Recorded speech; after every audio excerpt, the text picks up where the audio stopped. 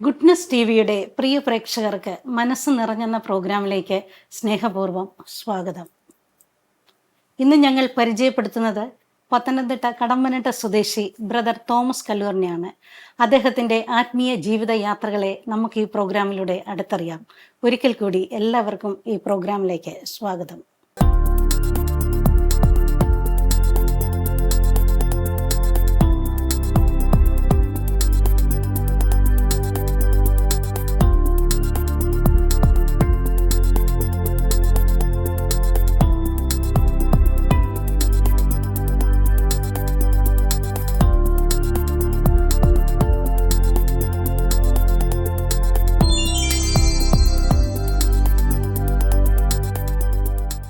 Goodness T വിയുടെ മനസ്സ് നിറഞ്ഞെന്ന പ്രോഗ്രാമിലേക്ക് തോമസ് സാറിനും കുടുംബത്തിനും സ്നേഹപൂർവ്വം സ്വാഗതം.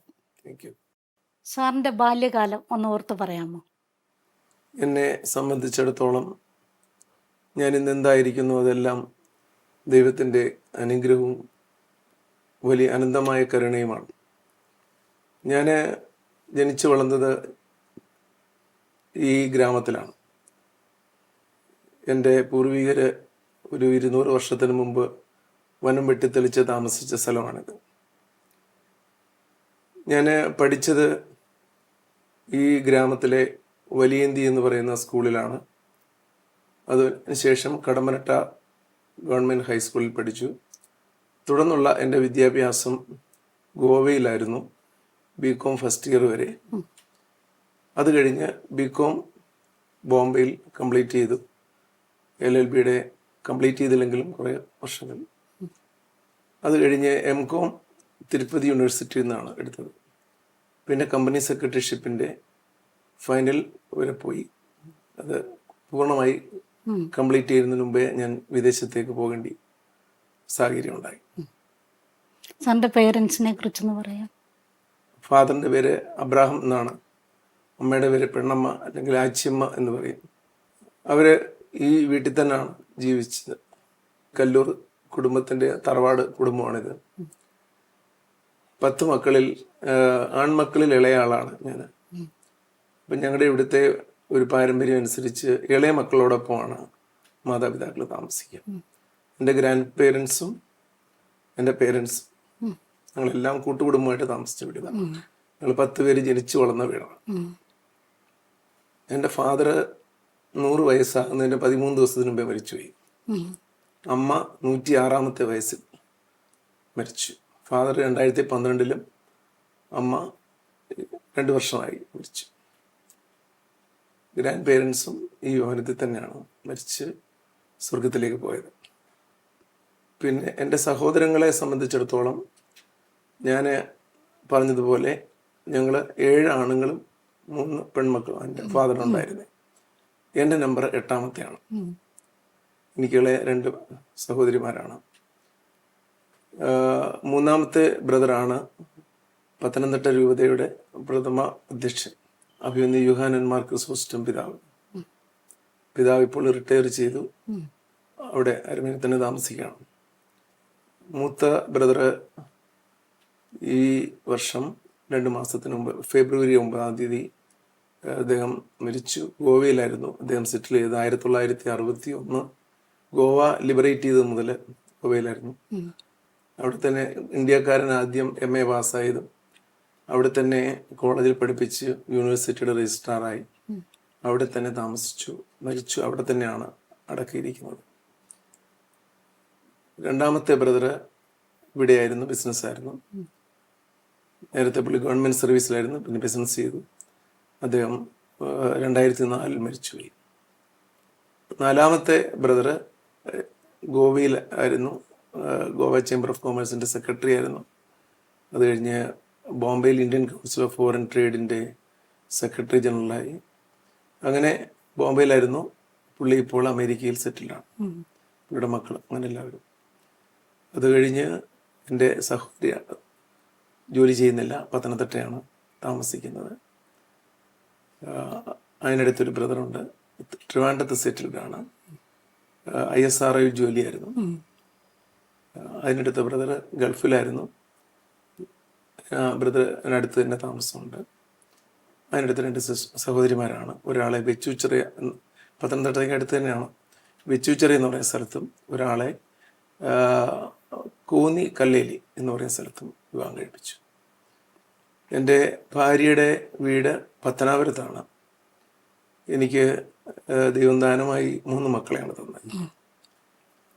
മൂത്ത മകള് ഡോക്ടർ ടെസി, എൻഡോഡോണ്ടിസ്റ്റാണ്, ബഹ്റിൻ ജോലി ചെയ്യുന്നു. അവിടെ ഹസ്ബൻഡ് അവിടുത്തെ ഒരു കമ്പനിയുടെ അസിസ്റ്റൻറ്റ് മാനേജറാണ്. 2 മക്കളുണ്ട്, ബെനറ്റ്, ബെനീറ്റ. രണ്ടാമത്തത് മകനാണ്. മോന് എൻജിനീയറിംഗിൽ ഡോക്ടറേറ്റ് എടുത്തു. അവൻ്റെ വൈഫ് ഓർത്തോഡോണ്ടിസ്റ്റാണ്. അവരും ബഹ്റിനിൽ ജോലി ചെയ്യുന്നു. 2 മക്കളുണ്ട്. ഒരാളുടെ പേര് ജസിന്ത്, മറ്റേ ആളിൻ്റെ പേര് ഇവ പ്രാസ്യ. മൂന്നാമത്തെ എൻ്റെ മകള് ഡോക്ടർ ലിറ്റിൽ ട്രീസ, കുവൈറ്റിൽ ഓർത്തോപെഡിക് സർജനായിട്ട് ജോലി ചെയ്യുന്നു. അവിടെ ഹസ്ബൻഡും അവിടെ ഒരു അമേരിക്കൻ കമ്പനിയിൽ എഞ്ചിനീയറായിട്ട് ജോലി ചെയ്യുന്നു. ഒരു മോനുണ്ട്, ലൂക്ക എന്നാണ്, കുഞ്ഞാണ്. അപ്പോൾ എനിക്ക് 5 കൊച്ചുമക്കൾ ഉണ്ട്. ബെനറ്റ്, ബെനിറ്റ, ജസിന്ത്, ലൂക്ക. ഇതാണ് എൻ്റെ കുടുംബം. എൻ്റെ വൈഫ് റിട്ടയർഡ് ടീച്ചറാണ്. ഇവിടെ അടുത്ത് തന്നെയുള്ള നമ്മുടെ സഭയുടെ തന്നെ സ്കൂളാണ്, സേക്രഡ് ഹാർട്ട് ഹൈസ്കൂൾ, മൈലപ്ര. അവിടുന്ന് 3 വർഷമായി റിട്ടയർ ചെയ്തു. ഇപ്പോഴ് നമ്മുടെ ഇടവകയിലെ ഗായക സംഘത്തിലെ അംഗമാണ്. സൺഡേ സ്കൂൾ അധ്യാപികയാണ്. പിന്നെ ബൈബിൾ പഠന കാര്യങ്ങളിൽ അതീവ താല്പര്യതയായി അതിലെപ്പോഴും വ്യാപൃതയാണ്.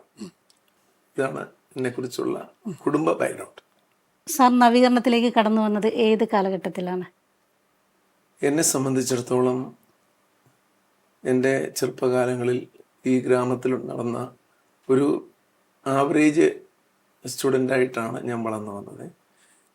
വളരെ യാഥാസ്ഥിതികമായ ഒരു കുടുംബമായിരുന്നു കുടുംബത്തിൻ്റെ പശ്ചാത്തലം. എനിക്ക് തോന്നുന്നത് ഞാൻ ജനിച്ചതിന് ശേഷം ഇതുവരെ എന്തെങ്കിലും രോഗത്താൽ എനിക്കറിവില്ല. വിശുദ്ധ കുർബാന ഞായറാഴ്ച ദിവസം മുടങ്ങിയിട്ടുണ്ടെങ്കിൽ മുടങ്ങിയിട്ടുണ്ടെന്നുള്ളേ ഉള്ളൂ. അല്ലാത്ത എല്ലാ ഞായറാഴ്ചകളിലും വിശുദ്ധ കുർബാന സംബന്ധിച്ചിട്ടുണ്ട്.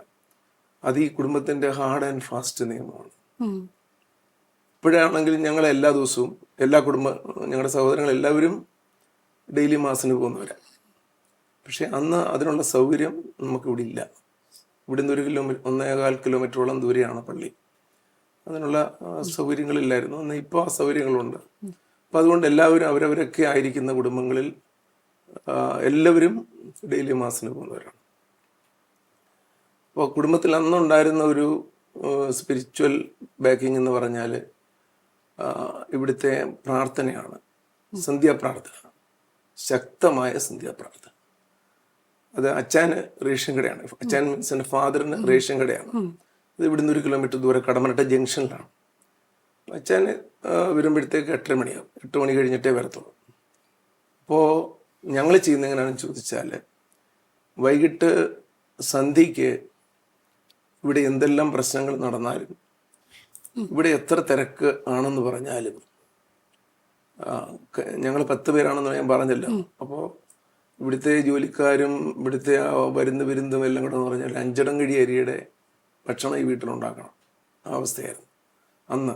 വലിയ കൂട്ടുകുടുംബമല്ലേ. അപ്പോൾ ഇതൊക്കെ തിരക്കാണെന്ന് പറഞ്ഞാലും എല്ലാ ദിവസവും മുടക്കം കൂടാതെ വൈകിട്ട് 6 മണി കഴിയുമ്പോൾ അമ്മ തുണിയിട്ട് എവിടെയെങ്കിലും പോയിരുന്ന് പ്രാർത്ഥിക്കും. അപ്പോഴായിരിക്കും ഞങ്ങളൊക്കെ വന്ന് കുളിച്ച് കളിച്ച് ഒക്കെ വരിക. വന്നു കഴിഞ്ഞിട്ട് ഞങ്ങളെല്ലാവരും കൂടി ഒരു കുറുകയിടും. കുറുകയിട്ടിട്ട് പാട്ട് പാടും. 1-2 പാട്ട് പാടും. വേദപുസ്തകം വായിക്കും. അന്ന് മണ്ണെണ്ണ വിളക്കൊക്കെയാണ് സംഭവം. അതിനപ്പുറത്ത് ഇലക്ട്രിസിറ്റി പോലും വന്നിട്ടില്ല. അപ്പം അങ്ങനെ ഞങ്ങൾ ഒരുമിച്ചിരുന്ന പാട്ടുപാടി പ്രാർത്ഥിക്കുന്നതിന് മുമ്പ് തന്നെ വേദപുസ്തകം എല്ലാം വായിച്ചിരിക്കും ഫാദർ വരാനായിട്ട്. ഫാദർ വന്ന് റേഷൻ കടയുടെ ബുക്കുകളെല്ലാം താത്തു വെച്ചാൽ അപ്പം തന്നെ കുളിച്ച് റെഡിയായി സന്ധ്യാപ്രാർത്ഥനയ്ക്ക് പിതാവോട് ഇരിക്കും. പിതാവ് മീൻസ് എൻ്റെ ഫാദർ. ഇരുന്ന് കൗമയെല്ലാം സഭയുടെ ഔദ്യോഗികമായ പ്രാർത്ഥനകളെല്ലാം പ്രാർത്ഥിച്ചു കഴിഞ്ഞിട്ട് എൻ്റെ ഫാദർ ഒരു തനിത് പ്രാർത്ഥന, അതായത് സ്പോണ്ടേനിയസ് പ്രെയർ, അത് ഞങ്ങളുടെ കുടുംബത്തിൻ്റെ എല്ലാ വിഷയങ്ങളും ചേർത്ത് പ്രാർത്ഥിക്കും. പ്രാർത്ഥിച്ചു കഴിഞ്ഞിട്ട് അമ്മ അടുക്കളയിലേക്ക് പോകും. അപ്പോൾ ഞങ്ങൾ ഓരോരുത്തരും ചെയ്യേണ്ടതിനെക്കുറിച്ച് അച്ഛൻ ഒരു നിർദ്ദേശം തരും, ഇന്നൊക്കെ ചെയ്യണം. അപ്പോൾ അത് കഴിയുമ്പോൾ പിന്നെ അത്താഴം, പിന്നെ ഞങ്ങൾ പഠിക്കാനായിട്ട് പോകുന്നു. ആ ഒരു ബാക്ക്ഗ്രൗണ്ടിലാണ് ഞാൻ വന്നത്. എൻ്റെ കൈമുതൽ എന്ന് പറയുന്നത് മുടക്കം കൂടാതെ ഞായറാഴ്ച പള്ളിയിൽ പോകുന്ന ഒരു ബാക്ക്ഗ്രൗണ്ട് മാത്രം. ഇത് കഴിഞ്ഞ് ഞാൻ ഗോവയിൽ +1 +2 ഡിഗ്രി ഫസ്റ്റ് ഇയർ ഗോവയിലാണ് പഠിച്ചത്. കാരണം എൻ്റെ മൂത്ത ബ്രദർ ഞാൻ പറഞ്ഞല്ലോ ഗോവ യൂണിവേഴ്സിറ്റിയുടെ പ്രൊഫസറായിരുന്നു. അപ്പോൾ അവിടെയാണ് ഞാൻ പഠിച്ചത്. അപ്പം ആ സമയത്ത് കോളേജിൽ എല്ലാ ദിവസവും എനിക്ക് വാഹനമൊന്നുമില്ല, വണ്ടിയിൽ പോകാനായിട്ട് പൈസയില്ല. അപ്പം ഞാൻ നടന്നാണ് പോകുന്നത്. ഏകദേശം 2-3 കിലോമീറ്ററോളം നടക്കും. അപ്പോൾ നടന്നു പോകുന്ന വഴിക്കാണ് ഡോൺ ബോസ്കോ ചർച്ച്. അപ്പോൾ എല്ലാ ദിവസവും ഞാൻ ഡോൺ ബോസ്കോ ചർച്ചിൽ കയറി ഒരു മിനിറ്റ് പ്രാർത്ഥിച്ചിട്ടേ പോകുള്ളൂ. അത് കഴിഞ്ഞ് കോളേജിൽ പോയിട്ട് വീണ്ടും തിരിച്ച് നടപ്പാണ്. തിരിച്ച് നടക്കുമ്പോൾ പള്ളിയിൽ വന്ന് ജസ്റ്റ് 1 മിനിറ്റ് പ്രാർത്ഥിക്കാൻ പരിശ്രമിക്കാറുണ്ടായിരുന്നു. അങ്ങനെ ഫസ്റ്റ് BCom കഴിഞ്ഞപ്പോൾ ഞാൻ ബോംബെയിലേക്ക് എൻ്റെ പഠനം മാറ്റി. കാരണം ബോംബെ യൂണിവേഴ്സിറ്റിയും ഗോവ യൂണിവേഴ്സിറ്റിയും ഒരുമിച്ചാണ്, ഒരു യൂണിവേഴ്സിറ്റിയാണ്. അന്ന് ബോംബെയിലും ഡോൺ ബോസ്കോ ചർച്ചിലായിരുന്നു ഞങ്ങൾ പോയിക്കൊണ്ടിരുന്നത്. സിറോ മലങ്കര സഭയുടെ കുർബാന വല്ലപ്പോഴും ബോംബെയിൽ സെയിൻറ്റ് ഡൊമിനിക് ചർച്ച് വഡാല റോഡിലുണ്ട്. അവിടെ മാസം ഉള്ളപ്പോൾ ഞായറാഴ്ച ദിവസം അവിടെ പോകും. അവിടെ ആ ഒരു പള്ളിയിൽ പോകുന്ന ഒരു സ്പിരിച്വാലിറ്റി മാത്രമേ ഉണ്ടായിരുന്നു. അത് കഴിഞ്ഞാണ് ഞാൻ സൗദി അറേബ്യയിൽ പോയത്. സൗദി അറേബ്യയിൽ പോയി കഴിഞ്ഞപ്പോൾ ആകെ ഈ വറചട്ടിയിൽ നിന്നും അഗ്നിയിലേക്ക് വീണ അവസ്ഥ വന്നു. പള്ളിയില്ല, അച്ഛന്മാരില്ല, ഒന്നുമില്ല. ആ ഒരു സാഹചര്യം ആകെ തളർത്തി കളഞ്ഞു. അങ്ങനെയാണ് ഞാൻ സൗദി അറേബ്യയിൽ വെച്ച് ശരിക്കും വേദപുസ്തകം വായിക്കുന്നതിനെക്കുറിച്ചും ഒറ്റയ്ക്കിരുന്ന് പ്രാർത്ഥിച്ചതിനെക്കുറിച്ചൊക്കെയുള്ള ചിന്തകൾ എൻ്റെ ജീവിതത്തിൽ ഉണ്ടായത്. ഒരു അനുകൂലമായ സാഹചര്യം ഇല്ലായിരുന്ന കാലത്ത് സൗദിയിലെ വളരെ തീഷ്ണതയോടുകൂടിയുള്ള സാറിൻ്റെയൊക്കെ ആ ശുശ്രൂഷകൾ ഒന്ന് ഷെയർ ചെയ്യാമോ? ഞാൻ 1985 സൗദി അറേബ്യയിൽ പോകുന്നത്. സൗദി അറേബ്യയിൽ പോകാനായിട്ട് ഞാൻ ആഗ്രഹിച്ച് പോയ ഒരാളല്ല. എങ്കിലും ഏജൻറ്റിന് വേറൊരാൾ പൈസ കൊടുത്തതിൻ്റെ പകരക്കാരനായിട്ട് അദ്ദേഹത്തിന് പോകാനൊക്കെ പറഞ്ഞുകൊണ്ട് ഞാൻ പോവുകയായിരുന്നു. സൗദി അറേബ്യയിൽ അൽക്കോബാർ എന്ന് പറയുന്ന സ്ഥലത്താണ് ഞാൻ പ്രവർത്തിക്കാനായിട്ട്, ജോലി ചെയ്യാനായിട്ട് പോയത്. അത് ഒരു അറബിൻ്റെ കമ്പനിയാണ്, ചെറിയൊരു സ്ഥാപനമാണ്. അവിടെ ചെന്ന് ഇവിടുത്തെ മോഹനമായി പറഞ്ഞതൊന്നും അവിടെ ചെന്നപ്പോൾ ഇല്ലായിരുന്നു. അപ്പോൾ അങ്ങനെ ഒറ്റയ്ക്ക് അവിടെ മലയാളിയായിട്ട് താമസിക്കുകയാണ്. ആ അവസ്ഥയിൽ പള്ളിയില്ല, അച്ഛന്മാരില്ല, സഭയില്ല, സഹവിശ്വാസികളില്ല, ഒന്നുമില്ല, ആരെയും അറിയില്ല. അങ്ങനെ ഞാൻ അവിടെ കഴിഞ്ഞ് ഒരിക്കൽ എൻ്റെ തൊട്ട് മൂത്ത ബ്രദർ സൗദി അറേബ്യയിൽ ദമാം എന്ന് പറയുന്ന സ്ഥലത്ത് ജോലി ചെയ്യുന്നു. ഞാൻ ഒരു ദിവസം ചേട്ടനെ കണ്ടിട്ട് മടങ്ങി വരുമ്പോൾ എൻ്റെ മുമ്പിൽ ഒരു കാറ് കൊണ്ട് നിർത്തി.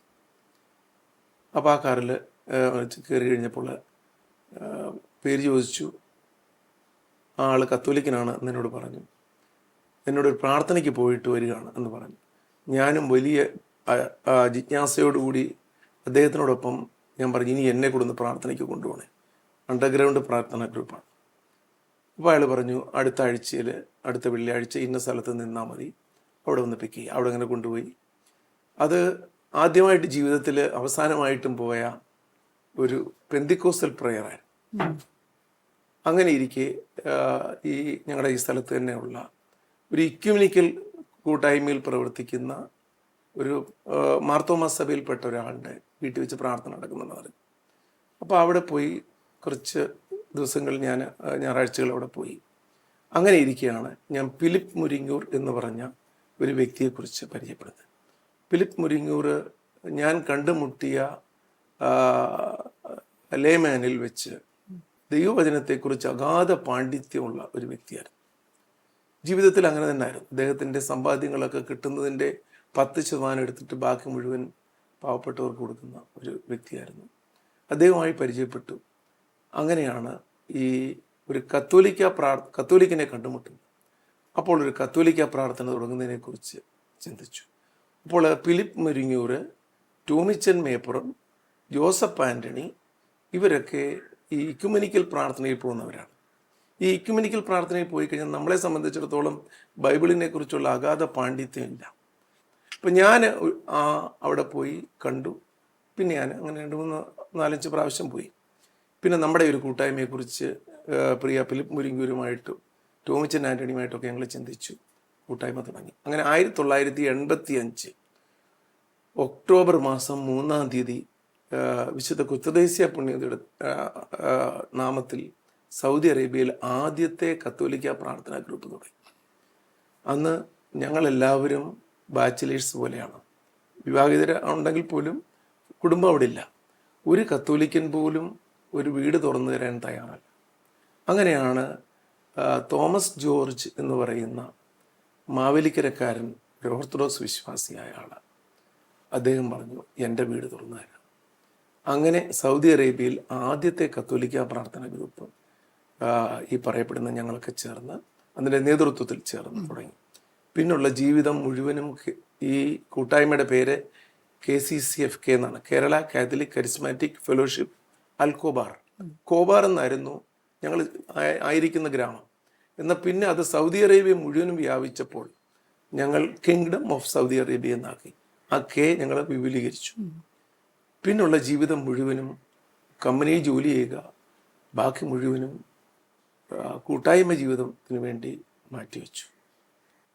അപ്പോൾ അങ്ങനെ കൂട്ടായ്മയ്ക്ക് വേണ്ടി സൗദി അറേബ്യയിൽ അനേക സ്ഥലങ്ങൾ നടന്ന് എടുത്ത് പോയി.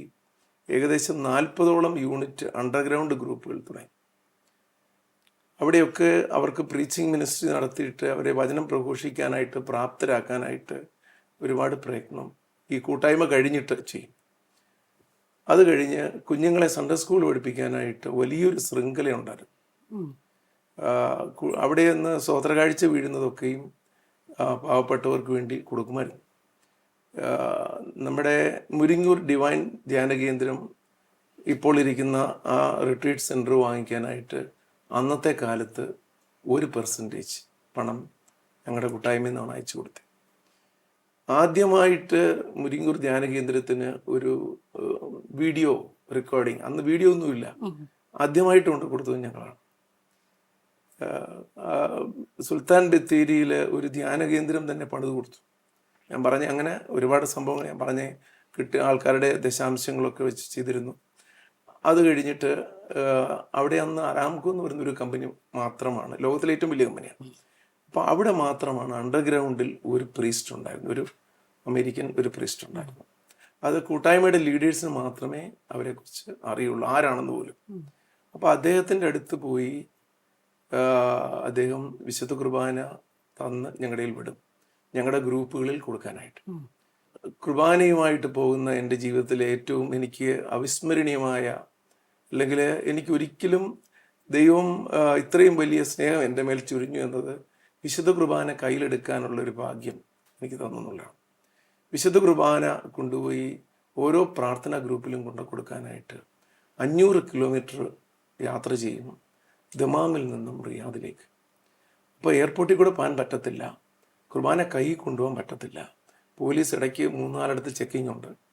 അപ്പോൾ അതിനന്ന് ചെയ്തുകൊണ്ടിരുന്നത് എൻ്റെ നെഞ്ചത്ത് വിശുദ്ധ കുർബാന 300-400 വിശുദ്ധ കുർബാന വെച്ച് പ്ലാസ്റ്റിക് കൂട്ടിൽ കെട്ടി അവിടെ മുതൽ ഈ വിശുദ്ധ കുർബാന റിയാദിൽ കൊണ്ടുവന്ന് ഇറക്കി വയ്ക്കുന്നിടം വരെ സംസാരിക്കാതെ, വെള്ളം കുടിക്കാതെ, മൗനമായി പ്രാർത്ഥിച്ച് മാത്രം ഒരു കാറിൽ പോകും.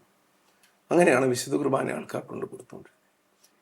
സാറ് സൗദിയിൽ നിന്നും തിരിച്ച് എത്തിയതിന് ശേഷം ഇവിടെ ഇടവകയുമായിട്ട് ചേർന്ന് എന്തെല്ലാം പ്രവർത്തനങ്ങളാണ് ചെയ്യുന്നത്? ഞാൻ 1998 ഇവിടെ തിരിച്ചെത്തിയത്. എൻ്റെ മക്കൾ പഠിക്കാൻ തുടങ്ങിയ ഒരു കാലയളവായപ്പോൾ എൻ്റെ സാന്നിധ്യം അവർക്ക് അത്യാവശ്യമാണ്. അതുകൊണ്ട് ഞാൻ എത്തി. ഇവിടെ വന്നപ്പോൾ മുതൽ എൻ്റെ പിറ്റേ ആഴ്ച മുതൽ ഇവിടുത്തെ സൺഡേ സ്കൂൾ അധ്യാപകനായിട്ട് എന്നെ ഞങ്ങളുടെ വികാരി അച്ഛൻ നിയമിച്ചു. 98 മുതൽ 2000 വരെ ഞാൻ ഇവിടുത്തെ ഒരു സൺഡേ സ്കൂൾ അധ്യാപകനായിരുന്നു. 2000 മുതൽ 2025 ഇതുവരെയും ഞാൻ ഇവിടുത്തെ സൺഡേ സ്കൂൾ ഹെഡ് മാസ്റ്ററാണ്. ഒരു നല്ല സൺഡേ സ്കൂൾ ഗ്രൂപ്പാണ് ഞങ്ങളുടെ ഇടവ ദേവാലയത്തിലുള്ളത്. ഇവിടെ ഞാൻ 1998 വന്നത് മുതൽ ഞങ്ങളുടെ ഈ പ്രദേശത്ത് അമ്മമാരുടെ മാത്രമായ ഒരു കൂട്ടായ്മയുണ്ട്. ഏകദേശം 10-50 അമ്മമാരോളം ഉണ്ട്. 2 മണിയാകുമ്പോൾ അവർ കൂടും, 4:30 ആകുമ്പോൾ അവസാനിക്കും. അപ്പോൾ ഈ കൂട്ടായ്മ അറിയപ്പെടുന്നത് ചെറുവഴി പ്രാർത്ഥന എന്നാണ്, ലിറ്റിൽ വേസ്. അപ്പോൾ ആ പ്രാർത്ഥനാ ഗ്രൂപ്പ് അന്ന് മുതൽ ഇന്ന് വരെയും ഞാൻ അതിൻ്റെ ഒരു കണ്ടക്ട് ചെയ്യുന്ന ആളെന്നുള്ള നിലയ്ക്കും അവിടുത്തെ ഒരു സ്ഥിര വചന പ്രഘോഷകൻ എന്നുള്ള നിലയ്ക്കും ഈ ചെറുവഴി പ്രാർത്ഥനാ ഗ്രൂപ്പുമായി പ്രവർത്തിക്കുന്നു. പള്ളിയുടെ ഇപ്പോൾ ഇവിടുത്തെ വിൻസെൻ്റ് പോളിൻ്റെ പ്രസിഡൻ്റാണ്. വചന ശുശ്രൂഷയുമായി ബന്ധപ്പെട്ട് ഈ ഇടവകയിൽ ഏത് വീട്ടിലൊരു പ്രാർത്ഥന നടത്തണോ, അല്ലെങ്കിൽ ഒരു വചന പ്രഘോഷണം നടത്തണോ, അല്ലെങ്കിൽ ഏതെങ്കിലും ഇടവകയിലാണെങ്കിലും ആവശ്യപ്പെടുന്ന അനുസരിച്ച് ഞാൻ അവിടെ പോയി വചനം പ്രഘോഷിക്കാറുണ്ട്. ഇതിവിടെയും ദൂരെ സ്ഥലമാണെങ്കിലും എവിടെയാണെങ്കിലും വചനം പ്രഘോഷിക്കാനായിട്ട് എനിക്കൊരു അവസരം കിട്ടിയാൽ ആ അവസരം ഞാൻ കളയും. നമ്മുടെ ദൈനംദിന ജീവിതത്തിൽ ബുദ്ധിമുട്ടുകളിലും പ്രയാസങ്ങളിലും ദാരിദ്ര്യത്തിലും ഒക്കെ കഴിയുന്ന ജനതയെ, ഭീകരതയിൽ കഴിയുന്ന ജനതയെ,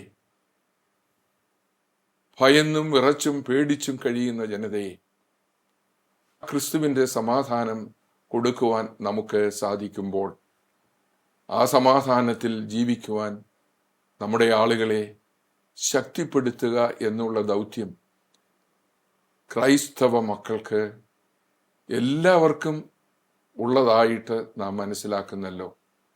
പ്രേക്ഷിത വേല, ക്രിസ്തുവിന് സാക്ഷിയാകുക, ഏത് സ്ഥലത്തും ഏത് സമയത്തും അസമയത്തും സാക്ഷികളായി തീരുക എന്നുള്ള ആ വലിയ ദൗത്യം നിങ്ങൾ ഈ ഗുഡ്നെസ് TV-യിലൂടെ നടത്തുമ്പോൾ, പ്രത്യേകിച്ച് ഇന്ന് ഈ ഭവനത്തിൽ വന്ന് ഈ ശുശ്രൂഷയിൽ വലിയ താല്പര്യം കാണിച്ച് നടത്തിയിട്ടുള്ള മറ്റ് രാജ്യങ്ങളിലൊക്കെയും കർത്താവിന് സാക്ഷികളായിട്ടുള്ള എല്ലാവരെയും പ്രത്യേകിച്ച് ഓർക്കുന്നു.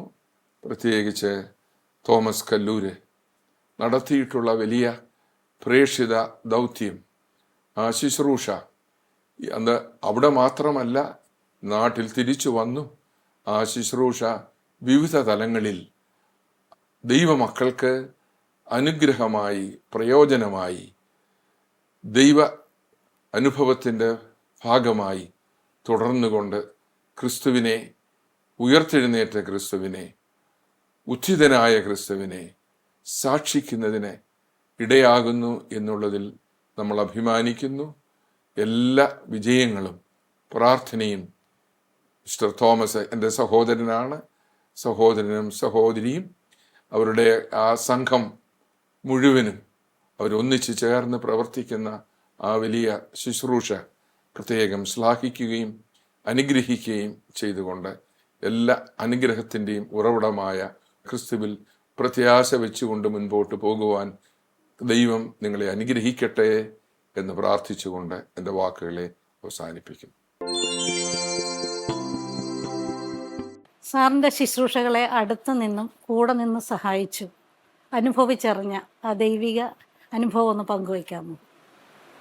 സൗദി അറേബ്യയിൽ അനീച്ചായന് ആയിരുന്ന കാലത്ത് ആദ്യം 2-3 വർഷം എനിക്ക് അവിടെ പോയി താമസിക്കാൻ ഇടയായി.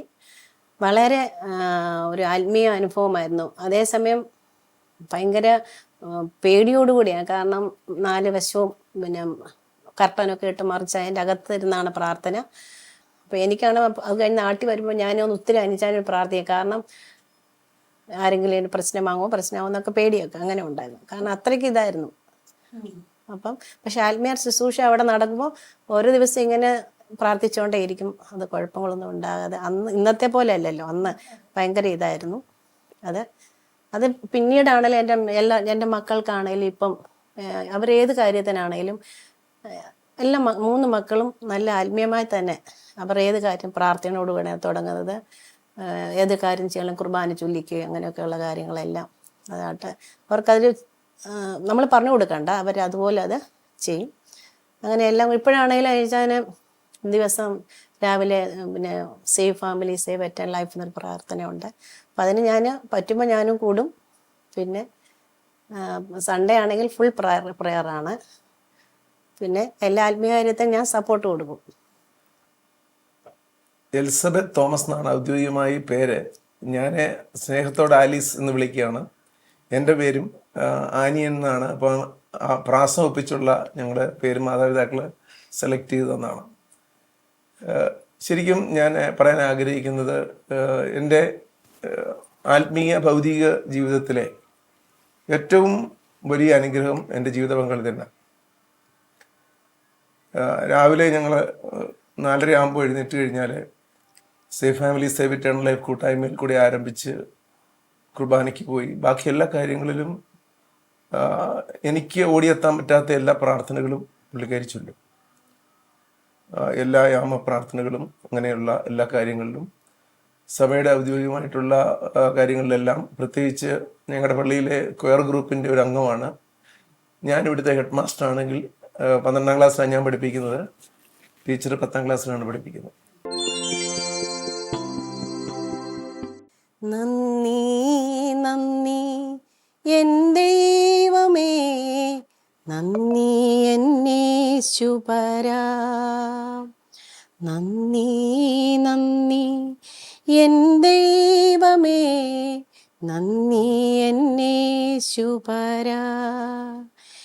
എണ്ണമില്ലാതുള്ള നന്മകൾക്കും അത്ഭുതമാർന്ന നിൻ സ്നേഹത്തിനും, എണ്ണമില്ലാതുള്ള നന്മകൾക്കും അത്ഭുതമാർന്ന നിൻ സ്നേഹത്തിനും നന്ദി നന്ദി എൻ ദൈവമേ, നന്ദി എന്നേശുപരാ. എൻ്റെ വലിയ സാക്ഷ്യമാണ്. എത്ര ദൈവത്തിന് കൊടുക്കുന്നതിൻ്റെ എല്ലാം തിരിച്ച് നമുക്ക് ലഭിക്കും. ഞാൻ ഒരു ഉപദേശം ഞാൻ പറയാനായിട്ട് ആഗ്രഹിക്കുന്നത്, ഒന്ന്, ദൈവം നമ്മളെ വിളിച്ച വിളിയിൽ ദൈവത്തോട് വിശ്വസ്തത പാലിക്കുക. 2, നമ്മൾ എവിടെ ജീവിച്ചാലും ദൈവത്തിൻ്റെ കയ്യൊപ്പുള്ളവരായിട്ട് ജീവിക്കുക. 3 എന്ന് പറയുന്നത് സങ്കീർത്തനം 52:8 പറയുന്ന പോലെ ദൈവഭവനത്തിൽ തഴച്ചു വളരുന്ന ഒലിവായിട്ട് തീരുവാൻ ദൈവം എല്ലാവരെയും അനുഗ്രഹിക്കണം. അതാണ് ഒരു വിക്ടോറിയസ് ക്രിസ്ത്യൻ ലൈഫ്. നമുക്ക് നിത്യജീവനാണ് നമ്മുടെ ലക്ഷ്യം. അപ്പോൾ ആ ലക്ഷ്യത്തിന് പ്രധാനമായിട്ട് വേണ്ട ഉപദേശമാണ് ഇതൊക്കെ. കർത്താവിൻ്റെ ആലയത്തിൽ ഒരു തഴച്ചു വളരുന്ന ഒലിവായിട്ട് തീരണം. മാതാപിതാക്കളിൽ നിന്നും പകർന്നു കിട്ടിയ ആത്മീയ ചൈതന്യത്തെ അടുത്ത തലമുറയിലേക്കും പകർന്നു കൊടുത്തുകൊണ്ട് എല്ലാവർക്കും ഒരു അനുഗ്രഹമാകുവാൻ ദൈവം അനുവദിച്ച ഈ കുടുംബത്തെ ഓർത്ത് ദൈവത്തിന് നന്ദി പറയുന്നു. അതോടൊപ്പം നിങ്ങളുടെ വിലയേറിയ സമയം ഞങ്ങളോടൊപ്പം ചിലവഴിച്ചതിന് നിങ്ങൾക്കും നന്ദി പറയുന്നു. നാം ഈ സമയം ഇത്രയും തോമസ് സാറിനെ ശ്രവിക്കുകയായിരുന്നു. കർത്താവിനെ അനുഭവിച്ചറിഞ്ഞ ആ കാലം മുതൽ കർത്താവിനെ പ്രതി തീഷ്ണതയാൽ ജ്വലിക്കുന്ന ആ ചൈതന്യത്തെ ആണ് നമ്മളിപ്പോൾ പരിചയപ്പെട്ടത്. അദ്ദേഹത്തിൻ്റെ ഈ ശുശ്രൂഷകളെല്ലാം എല്ലാവർക്കും ഒരു പ്രചോദനമാകട്ടെ. മറ്റൊരു വ്യക്തിയുടെ വിശേഷവുമായി അടുത്ത എപ്പിസോഡിൽ നമുക്ക് കണ്ടുമുട്ടാം. നന്ദി, നമസ്കാരം.